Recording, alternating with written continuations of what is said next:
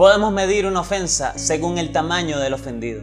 Si alguien comete un delito contra un ciudadano común, no tiene la misma sentencia o juicio que alguien que comete un delito contra un rey o un presidente. Con esto podríamos concluir que el cometer un pecado es un asunto de suma gravedad, ya que con esto ofendemos no a una personalidad importante, sino al mismísimo creador del universo. Para muchos, el tamaño de su Dios se resume en una estampita, en un crucifijo e incluso en un muñeco. Y esta es una de las razones por las que no se le da demasiada importancia al pecado. Pero antes de resolver esto, aclaremos algo. ¿Qué es el pecado? Así como todo reino tiene su ley, el reino de los cielos también tiene su propia ley. Aquella que se resume en los famosos 10 mandamientos. No matarás, no robarás, honrarás a tu padre y a tu madre, no codiciarás, entre otros. Y para definir el pecado de una manera sencilla, diremos lo siguiente: el pecado es simplemente la transgresión o el incumplimiento de la ley perfecta y divina de Dios. Pero hay quienes dicen, yo soy una buena persona, o yo no hago cosas malas. Y esto se debe a que la sociedad y la religión nos enseñó que el hacer cosas malas tiene que ver exactamente con matar a alguien o robar un banco. Pero la Biblia enseña en 1 Juan capítulo 3 que el que odia a su hermano es semejante a un homicida. Y Jesús enseñó en Mateo capítulo 5 que si tan solo miras a una mujer para codiciarla, ya adulteraste contra ella en tu corazón. Con esto podemos entender que no existen escalas de pecado. El que roba un banco es igual de pecador que el que roba un lápiz. No existen ni pecados grandes ni pecados pequeños. Pero hay quienes creen que el pecado tiene que ver solamente con las cosas que hacemos. Pero la verdad es que podemos pecar también con lo que pensamos o lo que decimos. Existen otro tipo de personas que deciden no creer en Dios. Ellos dicen, si no hay Dios, entonces no hay pecado. Y lo hacen porque no están dispuestos a ser responsables moralmente. Ellos dicen, si no hay Dios, entonces no hay pecado.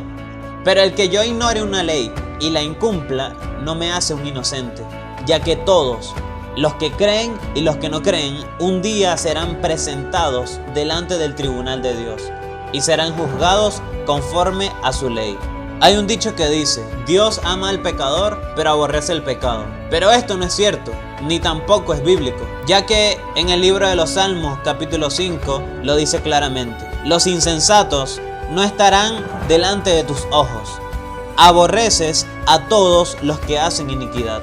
La Biblia enseña en Romanos capítulo 3 que por cuanto todos hemos pecado, estamos destituidos o expulsados de la gloria o la presencia de Dios.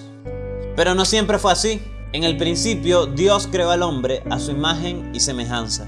No había imperfección en el hombre, hasta el momento que decidió rebelarse en contra de Dios y desobedecer.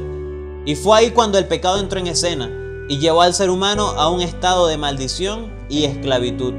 Desde ese momento el ser humano tiene una naturaleza corrupta y pecaminosa.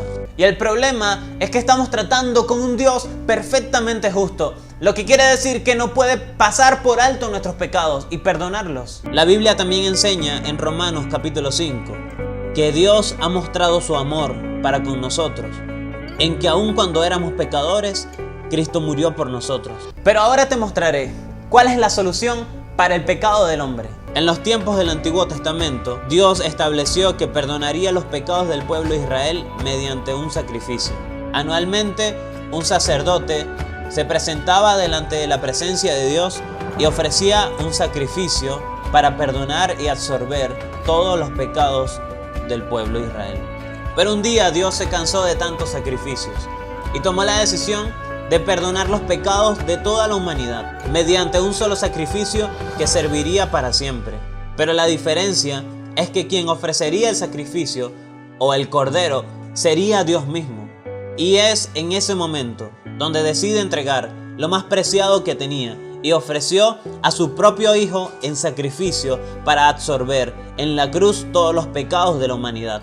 Todo el juicio y la ira que debía caer sobre nosotros y arrojarnos al infierno, Jesús la tomó y la recibió en la cruz, perdonando también nuestros pecados y nos presentó justos delante del Padre.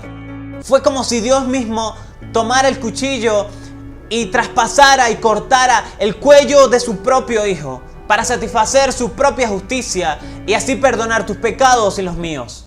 El dolor en la cruz no tiene nada que ver con lo que los romanos le hicieron a Jesús, sino con lo que Dios hizo con su Hijo, al quebrantarlo y matarlo con su propia ira. Eso fue lo que sucedió en la cruz, una transacción legal. El acta que nos acusaba y nos sentenciaba como culpables, la tomó Jesús y la cambió por una que dice que somos justos. Literalmente borró nuestro expediente y nos dio la oportunidad de recibir su perdón si tan solo nos arrepentimos. Pero ahora la decisión es tuya. Si dices no, rechazas a Jesús y seguirás siendo esclavo del pecado, pero si dices sí, recibes la vida y la salvación que solamente puede ofrecerte Jesús.